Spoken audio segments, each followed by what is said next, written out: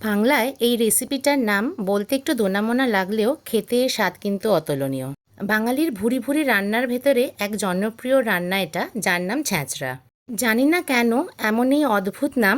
যদি কেউ জানেন এই নামের রহস্য কী, প্লিজ কমেন্ট করে আমাকে জানাবেন।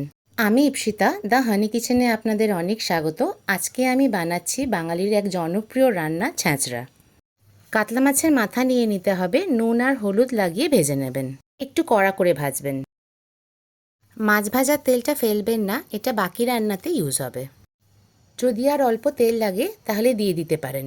যদি সর্ষের তেলে রান্নাটা করেন তাহলে সর্ষের তেল প্রথমে খুব গরম করে নিতে হবে, তারপরে আঁচ কমিয়ে বাকি রান্নাটা করতে হবে। আঁচ কমিয়ে দিয়ে দিলাম 5 ফোড়ন, তেজপাতা আর শুকনো লঙ্কা ফোড়ন। এরপরেই দেবেন পেঁয়াজ কুচি। যেমন বললাম, সর্ষের তেল খুব গরম করে যদি রান্নাটা করেন তাহলে কিন্তু সর্ষের তেলের গন্ধটা খুব ভালো আসে। পেঁয়াজ সামান্য ভাজা হয়ে গেলেই দেবেন আদা বাটা আর রসুন বাটা। রসুন বাটার পরিমাণটা কিন্তু এখানে একটু অল্প থাকবে। দেবেন স্বাদ অনুযায়ী লঙ্কা বাটা, যদি আপনারা একটু বেশি ঝাল খান তাহলে বেশি দেবেন, যেরকম আমি খাই। দিয়ে দিলাম হলুদ। এখন দেবেন স্বাদ অনুযায়ী নুন। নুনের পরিমাণটা সবসময় প্রথমে কমই রাখবেন। যে কোনো মশলা ভাজার সময় কিন্তু নুন অবশ্যই দেবেন, কারণ নুন দিলে মশলা থেকে জল বেরোয় আর তাতে ভাজাটাও খুব ভালো হয়। দিয়ে দিলাম একটা মিডিয়াম সাইজের টমেটো কুচি। ভালো করে নেড়ে চেড়ে ঢাকা দিয়ে দেবেন আর টমেটোটা সামান্য গলে যাওয়া পর্যন্ত অপেক্ষা করবেন। এখন দিলাম জিরের গুঁড়ো আর ধনের গুঁড়ো।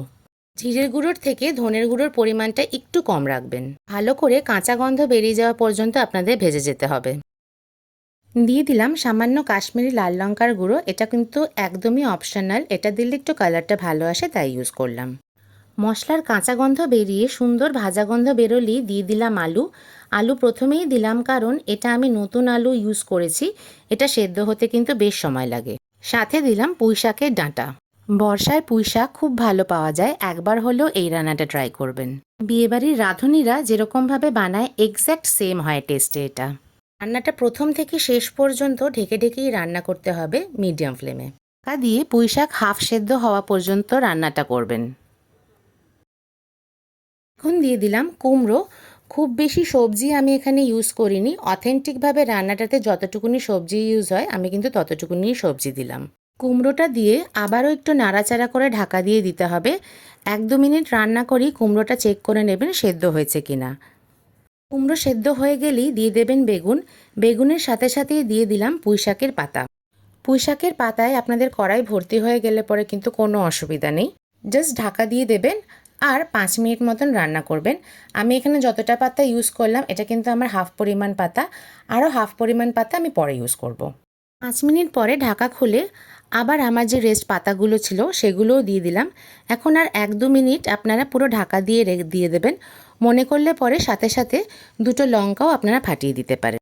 রান্নাটা হতে হতে মাছের মাথাগুলো আপনারা ভেঙে নেবেন।